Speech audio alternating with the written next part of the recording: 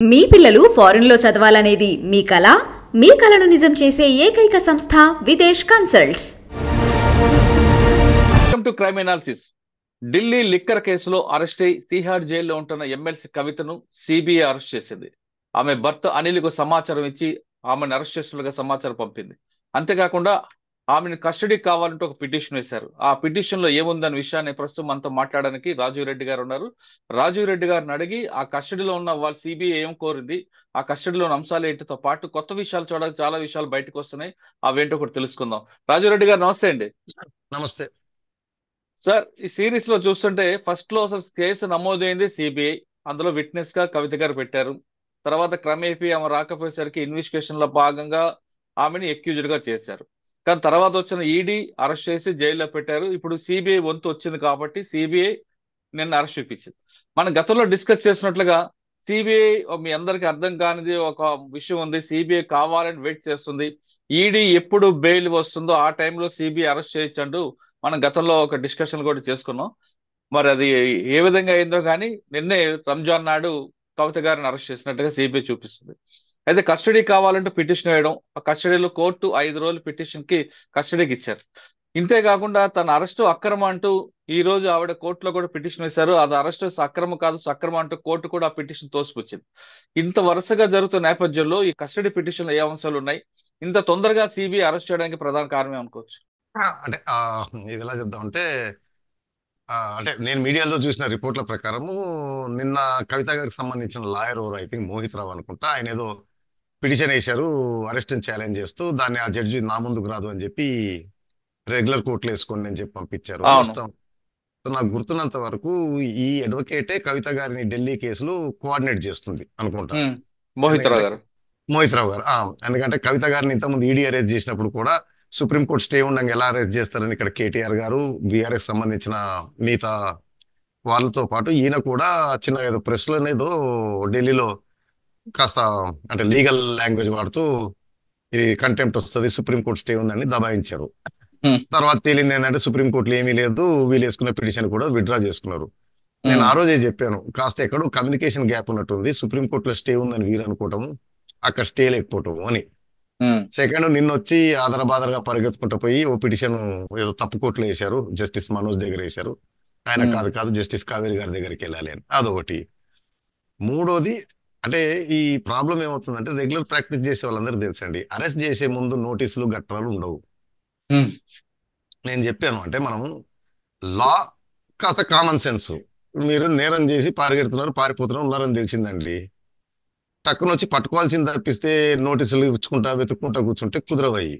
So ఏదన్నా notice అది requirement ఏంటిదంటే అరెస్ట్ చేసినప్పుడు grounds of arrest near and dear కి ఎవరికైనా అందించడం, అంతేగాని అరెస్ట్ కి ముందు నోటీస్ ఇవ్వాలి చెప్పాలి, ఆ నోటీస్ పైన మేము కౌంటర్ వేస్తాము, ఈ వాదోపవాదనలు లాలో చెల్లవు. మరి ఐ డోంట్ నో వై అది ఎందుకు పర్సూ చేస్తున్నారు అని. సరే, నాకు ఆల్రెడీ నిన్న ఆమె హస్బెండ్ కి ఇంటిమేట్ చేసిన తర్వాత అరెస్ట్ చేశారు కదండి. అదేనండి ఇంటిమేషన్ ఆఫ్ అరెస్ట్. అది అరెస్ట్ చేస్తున్నప్పుడు అరెస్ట్ చేసిన తర్వాత ఇచ్చేది, అంతేగాని ఇప్పుడు మురళి గారు నేరం చేసి తిరుగుతున్నారు అనుకోండి, మీకు నోటీసు మేము అరెస్ట్ చేస్తాం పలానా రోజున అని చెప్పడం, మీరు పారిపోవటము, అలా ఉండదు. అరెస్ట్ ఇన్వెస్టిగేటింగ్ ఏజెన్సీకి ఉన్న పవర్స్ అవి, అరెస్ట్ అనేది. ఓకే, సరే, ఇంకోటి ఏదో సెక్షన్ 41 కింద అరెస్ట్ చెల్లదు అని ఏదో టీవీలో చూస్తా ఉన్నాను, వస్తా ఉంది. సెక్షన్ 41 ఏంటిదంటే అప్ టు 7 years నేరం చేసే వాళ్ళని investigating agency can arrest without warrant, without any permission, without any notice. But below 7 years ఉన్న వాళ్ళకి ఏంటంటే 2-3 కండిషన్స్ ఉంటాయి. ఇన్వెస్టిగేటింగ్ ఆఫీసర్ సాటిస్ఫై కావాలి ఈ వ్యక్తి ప్రమేయం ఉంది నేరంలో. నెంబర్ 2, ఈ వ్యక్తి కోఆపరేట్ చేసే అవకాశం లేదు. నెంబర్ 3, ఈ వ్యక్తి రిపీట్ నేరం చేసే అవకాశం. ఈ 3 సాటిస్ఫై అయితే సరిపోతుంది అనమాట అరెస్ట్ చేయడానికి. సో అది description of investigating agency and investigating officer ఎప్పుడైనా ఎక్కడైనా అరెస్ట్ చేస్తారు. దాన్ని మనం సెక్షన్ 41 కింద అరెస్ట్ ఇల్లీగల్, అది తప్పు. అవన్నీ సినిమా డైలాగ్ అంటారు అదంతా. సరే, మనం చెప్పాను కదా, మన న్యాయశాస్త్ర పరిజ్ఞానం అంతా టాలీవుడ్ సినిమాల నుంచి వచ్చింది, వారెంట్ ఉందా నోటీస్ ఉందా అని. రెండోది కూడా అంటే నాకున్న ఎక్స్పీరియన్స్ ఏంటిదంటే మన దేశంలో ప్రాబ్లం ఏంటంటే ప్రజలకే బేసిక్ అవగాహన లేదు కాబట్టి సరే తెలిసి తెలియకుండా లాయర్ అంటే గుడ్ ఇంటెన్షనో బ్యాడ్ ఇంటెన్షనో లేకపోతే ఆయన చెప్పిన అడ్వైస్ మీద మనం ఫాలో అవుతుంటాం, ఆయన ఫీజులు వేసుకుంటూ ఉంటారు, అవన్నీ వర్కౌట్ కావాలన్నమాట. అందుకని చెప్పి ఆ పిటిషన్ ని డిస్మిస్ చేస్తూ కస్టడీకి ఇచ్చారు, 5 రోజులు కస్టడీకి ఇచ్చారు. ఉమ్, ఇప్పుడు మీ రెండో ప్రశ్న, పెండింగ్ ఉండగా అంటే మనం ఏమంటారంటే గెస్ వర్క్ అనమాట. ఉహు. ఈడీలో ఏమన్నా బెయిల్ వచ్చే అవకాశం ఉంది అన్నప్పుడు అరెస్ట్ చేసే అవకాశం ఉంటుంది, అవును, అవును. ఎక్కువ రోజులు పెట్టుకోవాలి ఉమ్, అనుకున్నప్పుడు. సో బహుశా మరి వారికి ఏమన్నా అలా అనిపించిందా, ఉమ్, లేదా ఇంకో డౌట్ ఏంటిదంటే ఇప్పుడు మేడం గారిని ప్రశ్నించినట్టున్నారు, ఎంక్వైరీ చేసినట్టు ఇంటరాగేషన్ సరిగా కోఆపరేట్ చేయట్లేదు. ఇప్పుడు మేడం గారిని ఈ ఇన్వెస్టిగేషన్ ఇంపార్టెంట్ ఏంటంటే కన్ఫరెంట్ చేయడం, మిగతా వారు ఉమ్. ఇచ్చిన స్టేట్మెంట్లు వారి దగ్గర ఉన్న ఎవిడెన్స్ తోటి. ఓకే. ఉమ్, సో ఆ, దానికోసం చెప్పి కస్టడీలోకి తీసుకొని ఉంటారు. అంటే ఆ కస్టడీ పిటిషన్ ని చూస్తే మనకి అర్థం. అర్థమవుతుంది ఆవిడ మీద ఓకే. వచ్చిన ఎవిడెన్స్లు, ఆవిడకి వ్యతిరేకంగా చెప్పిన విట్నెస్లను తీసుకొని చెప్పడం. ఆ, ఇప్పుడు ఈ కస్టడీ పిటిషన్ లో అంటే మనం చాలా రోజుల నుంచి మాట్లాడుకుంటున్నాం సిరీస్ లాగా ఈ కేసులో. ఇప్పటి అవునండి. వరకు ఈడీ కోణము, ఈడీలో వచ్చిన అన్ని కోణాలు చూసాం. దీంట్లో ఉమ్, వచ్చిన ఓన్లీ కొత్త కోణం అంటే అపార్ట్ ఫ్రమ్ మనం ఇంత చర్చించినట్టు మాగుంట రాఘవరెడ్డి, అభిషేక్ బోయినపల్లి, ఉమ్, వీరిది కాక ఈ కస్టడీ పిటిషన్ వచ్చిన కొత్త అంశం ఏంటంటే శరత్ చంద్రారెడ్డి గారి కన్ఫెషన్, ఉమ్. 164 సెక్షన్ కింద మేజిస్ట్రేట్ ముందు ఇచ్చిన వాంగ్మూలం. ఓకే. ఆయన చెప్పేది ఏంటిదంటే ఆయనను కాస్త కవిత గారు బెదిరించి లొంగ తీసుకొని పెద్ద వ్యాపారవేత్త కాబట్టి డబ్బులు ఉంటాయి కాబట్టి ఈ కేసులో జరిగిన పెక్యులర్ ఏంటిదంటే ఉమ్, మళ్ళీ గోయింగ్ బ్యాక్ అన్నమాట. ఆ, జనరల్ గా అది బిజినెస్ ఉన్న ప్రజలందరూ తెలుసండి, గవర్నమెంట్ తోటి మనం వర్క్ కాంట్రాక్ట్ ఏజెన్సీనో తీసుకున్నప్పుడు కిక్ బ్యాక్ ఎలా మాట్లాడుకుంటారంటే పీరియాడికల్ గా ఉంటుంది అనమాట. అప్ ఫ్రంట్ ఉమ్, కొద్దిగా ఇస్తారు, సపోజ్ ఉమ్. కాంట్రాక్ట్ అనుకోండి, బిల్లుకి ఇంత కిక్ ఓహో. Back okay. Up front. But ఈ కేసులో వారు ఈ లైసెన్సులు రావడం, హోల్సేల్ రీటైల్ రావడము సౌత్ గ్రూప్ కి, ఉమ్, ఉమ్, దీని నుంచి ఆర్జించిన ఆదాయం నుంచి ఆప్ పార్టీకి కిక్ బ్యాక్ అనేది ఒరిజినల్ ఒప్పందం. ఉహు. కాకపోతే ఈ ఎలక్షన్లు రావడం తోటి ఆప్ పార్టీ ప్రెజర్ పెట్టింది 100 కోట్లు అప్ ఫ్రంట్ కావాలని. ఈ 100 కోట్ల మొబిలైజేషన్ దగ్గరే మాగుంట రాఘవరెడ్డి గారు అండ్ కవిత గారి దాంతో శరత్ చంద్రారెడ్డి గారు వచ్చారనేది ఇది అప్ ఫ్రంట్ ఇచ్చారనమాట. అచ్చా. అప్ ఫ్రంట్ ఇచ్చి రీకూప్ పీరియాడికల్ ఉమ్, కాకుండా, మీరు ఏ కాంట్రాక్టర్ అడిగినా, మీరు గవర్నమెంట్ తో ఏ వ్యాపారం చేసే వాళ్ళకైనా తెలుస్తుంది కిక్ బ్యాక్ అనేది పీరియాడికల్ గా ఉమ్, ఇస్తారు మనకి ఎప్పుడెప్పుడైతే ఆదాయం బిల్లు వస్తుంటుందో దాంట్లో నుంచి. బట్ దీంట్లో ఏమైందంటే ఒకటేసారి 100 కోట్లు మొబిలైజ్ చేయాల్సి వచ్చింది. దానివల్ల మాగుంట రాఘవరెడ్డి గారిని, శరత్ చంద్రారెడ్డి గారిని ఈవిడ రోపింగ్ చేశారు అనమాట, ఇద్దరు ఓకే. పెద్ద వ్యాపారవేత్తలు. ఉమ్, ఇప్పుడు శరత్ చంద్రారెడ్డి గారి స్టేట్మెంట్ ఏంటిదంటే ఒప్పందం ప్రకారం 50 కోట్లు మాగుంట రాఘవరెడ్డి, అది ఇంతకుముందు మనం మాట్లాడుకున్నాం రాఘవరెడ్డి గారి కన్ఫెషన్ స్టేట్మెంట్లు, ఉమ్, శరత్ చంద్రారెడ్డి గారు ఒక 50 కోట్లు మొబిలైజ్ చేయాలని. ఉమ్.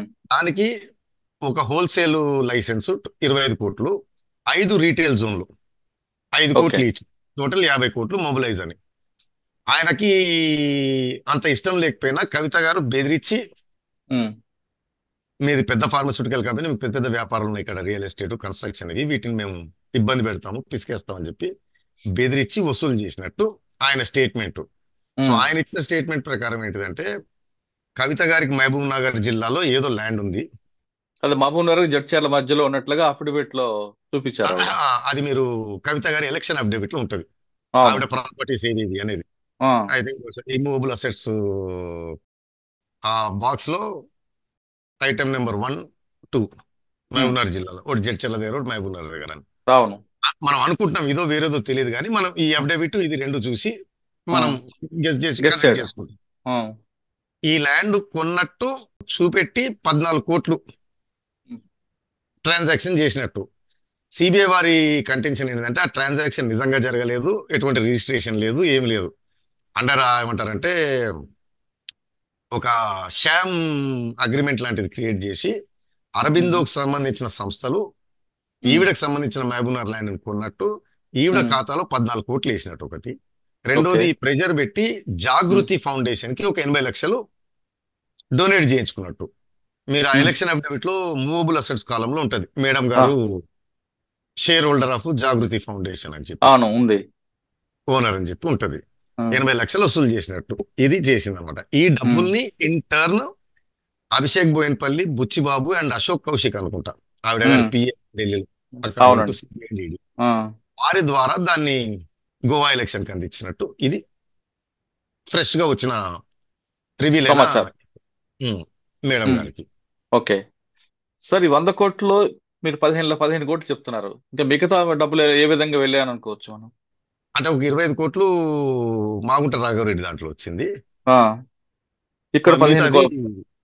25 కోట్లు మాగుంట రాఘవ మొబిలైజ్ చేసినట్టు వచ్చింది. మాగొంట రాఘవులు 25, ఈవిడేమో 15, అంటే మొత్తం 40 కోట్లు వెళ్ళినట్లుగా వచ్చింది. మరి మిగతాది అదే దానిపైన చెప్పలేదు ఇంకా. ఓహో. సో వీళ్ళు అడిగేది అదే, ఇంక ఇవన్నీ బయటికి తీయాలంటే మాకు కస్టోడియల్ ఇంట్రాగేషన్ కంపల్సరీ అని అడుగుతుంది. మ్మ్.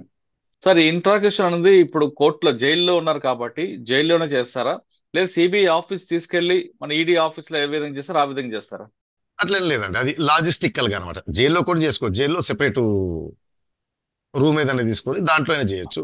అంటే మ్మ్. డిపెండింగ్ సిబిఐ వారు వాళ్ళ లాజిస్టికల్ గా ఎట్లా, ఎందుకంటే గివెన్ హై ప్రొఫైల్ ప్రిజనర్ వారికి ఉన్న లైఫ్ థ్రెట్లు కానీ ఇష్యూస్ కానీ బయటకు అచ్చా. తీసుకొస్తే ఏమవుతుంది, లోపల తీసుకొస్తే ఏమవుతుంది, వారి వారి దీన్ని బట్టి ఉంటుంది. తిహార్ జైల్లోనే ఒక రూమ్ లో పెట్టుకుని చేసుకోవచ్చు, ఆ టైం టు టైం ఉంటది అవును. కాబట్టి. అవును. కానీ ఇక్కడ అడ్వకేట్ సమక్షంలోనే చేయాలని ఉంటది కదండి కాలం. ఎనీ ఇంట్రాగేషన్ జనరల్ గా ఏజెన్సీలు అడ్వకేట్ సమక్షం చేస్తాయి. అంటే అడ్వకేట్ సమక్షం అంటే మళ్ళీ చెప్తున్నాను నేను, అడ్వకేట్ పక్కన కూర్చొని సలహాలు ఇవ్వటము, కళ్ళతోటి సైగలు చేయటము, మ్మ్. దగ్గటములు ఉండవు. అడ్వకేట్ దూరంగా ఉండాలి, కనపడకుండా ఉండాలి, ప్రిఫరబుల్లీ బయట ఉండి గంట మ్మ్. కోసం 2 గంటల లోపల అంత ఓకేనా అని అడిగి వెళ్తుంటే, యోగక్షేమాలు మాత్రం అంటే థ్రెట్, బెదిరింపు, కోవర్షను, లేకపోతే ఫిజికల్ ఇది లేకుండా ఉండడం కోసం తప్పిస్తే అచ్చా. Advocate has no right interrogation okay. లో. సార్, ఇప్పుడు ఈ కేసులో కొత్త విషయం ఒకటి కనిపిస్తుంది. శరత్చంద్రారెడ్డి గారి వాంగ్మూలంలో కవిత గారిని నన్ను బెదిరించి డబ్బులు తీసుకున్నారని, ఆ భూములు కొనమని చెప్పారని అంటూ స్టేట్మెంట్ ఇచ్చారు. బెదిరింపు అని రాగానే ఇక్కడ ఎక్స్టార్షన్ ఏమైనా వచ్చే అవకాశం ఉందంటారా? డెఫినెట్ గా అంటే తెలంగాణ ప్రభుత్వం తలుచుకుంటే ఉమ్. అంటే రెండు విధాలండి. ఇప్పుడు ఈ స్టేట్మెంట్ ఆధారంగా తెలంగాణ ప్రభుత్వం సోమోటో కింద కేసు బుక్ చేయండి. ఎందుకంటే సిఆర్పిసి ప్రకారము on information of any offence police um. వారంతట వారు కూడా క్రైమ్ బుక్ చేసి ఇన్వెస్టిగేషన్ మొదలు పెట్టవచ్చు. So okay. రెండు విధాలు.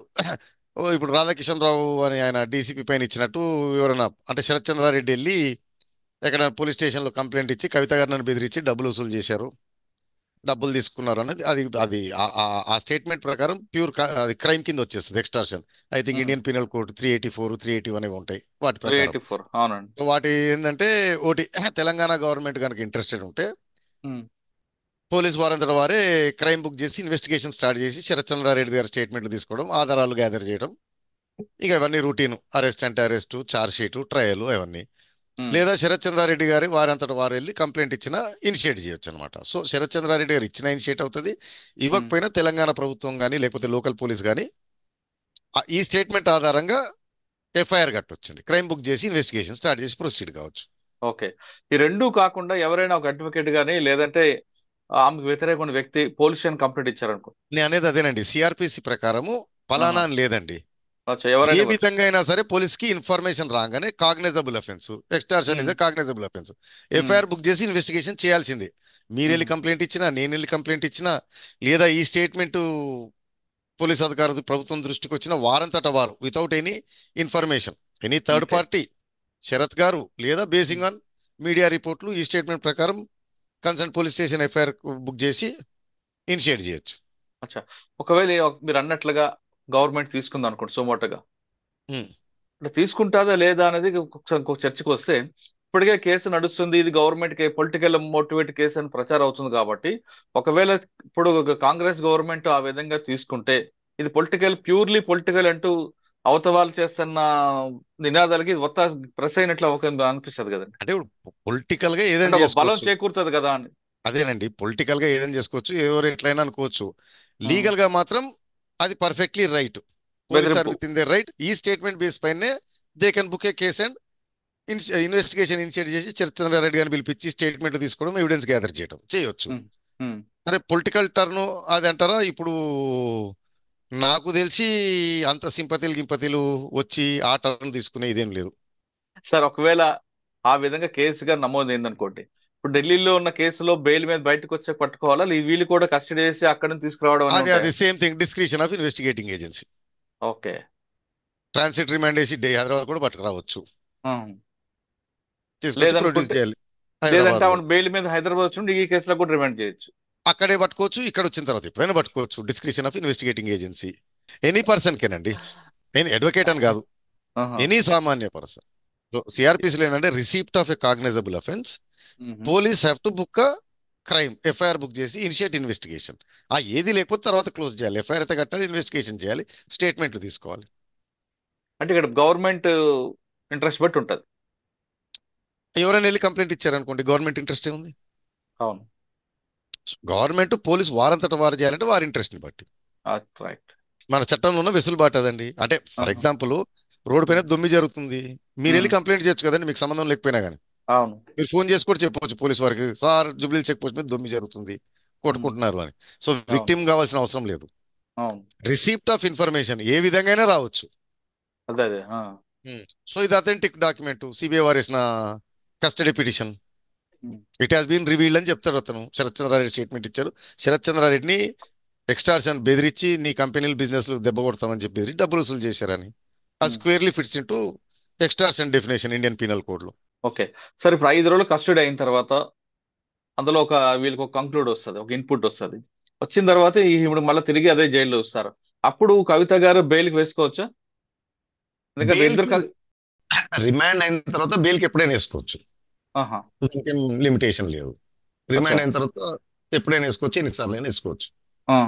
అంటే ఇప్పుడు ఈడీలో ఆల్రెడీ కస్టడీ అయిపోయింది, సిబిఐ కస్టడీ ఇంకో 5 రోజులు ముగుస్తుంది.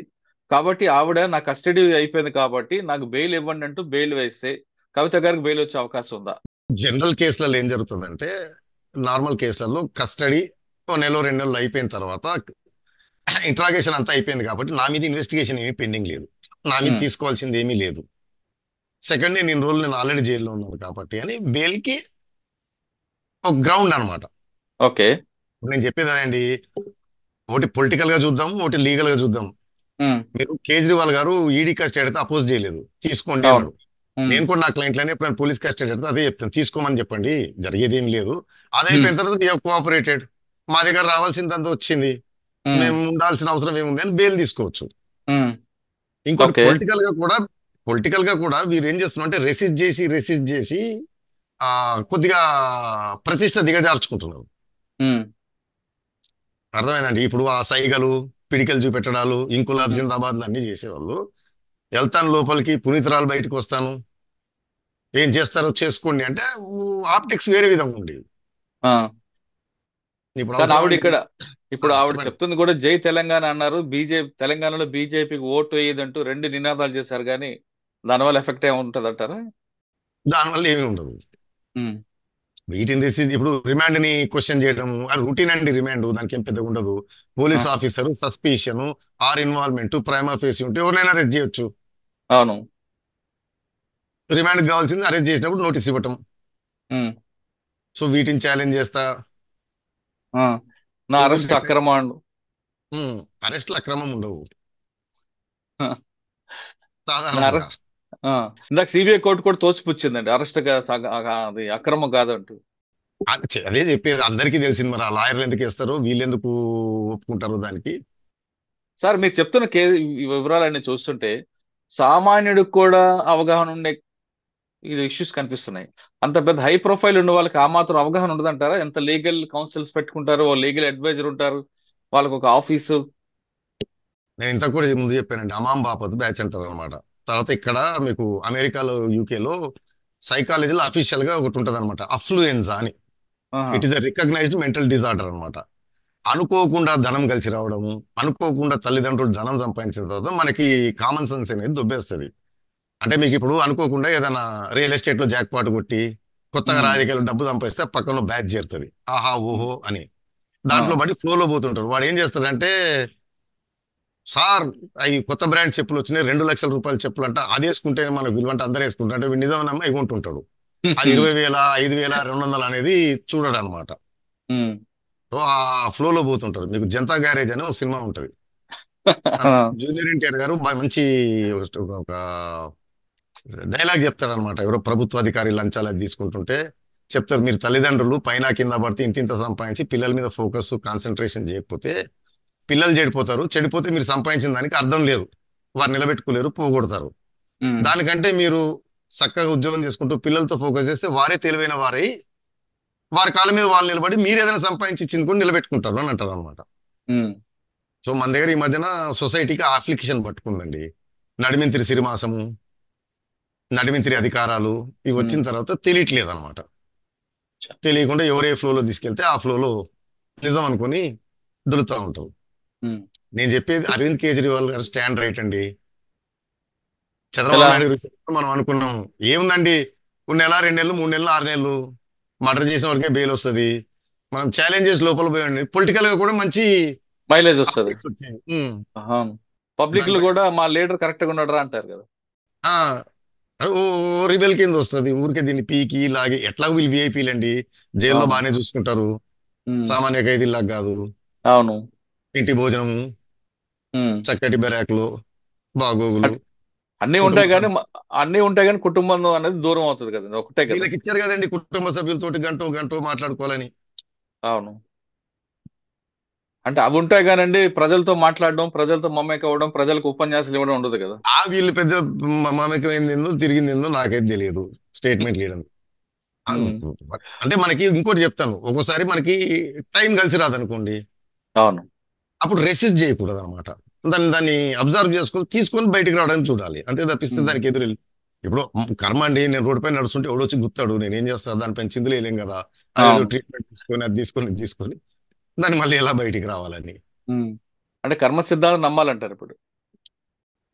అంటే ఇక అది తప్పదు కదండి. ఉమ్. కొన్నాళ్ళు కాలం నడిచి వస్తుంది, అప్పుడు మీరు ఏం చేసినా సక్సెస్ అయింది. అయితే నేను చెప్పిన ఈ నియో రిచ్ నడిమింతిరి బ్యాచ్కి ఏంటంటే కాలం ఉమ్. కలిసి వచ్చి పైకి వచ్చిన దాన్ని వారి మేధస్సుతో వచ్చామనుకుంటుంటారు అనమాట. ఉమ్. మీరు ప్యాకెట్ ఆడే వాళ్ళని చూసారంటే ఎప్పుడైనా కబుర్లు చెప్పుకుంటుంటే, వాడు వెళ్ళలేదు. సిగరెట్ పెట్టుకొని మొన్న ఆట గురించి చెప్తుంటా ఉంటా, వాడు కింగ్ వేసాడు, క్వీన్ వేసాడు కాబట్టి ఆస్ వేస్తాడు, జాక్ వేస్తాడు, నాకు ముందే తెలిసిపోయిందని చెప్తుంటాడు ఎక్స్పర్ట్ లాగా. ఇంతకి వాడు చూస్తే ఆస్తుపాస్తులు అమ్ముకొని అప్పుల పాలే తిరుగుతుంటాడు ఓడిపోయి. మరి నీకు ఇన్ని విషయాలు తెలుస్తాయి.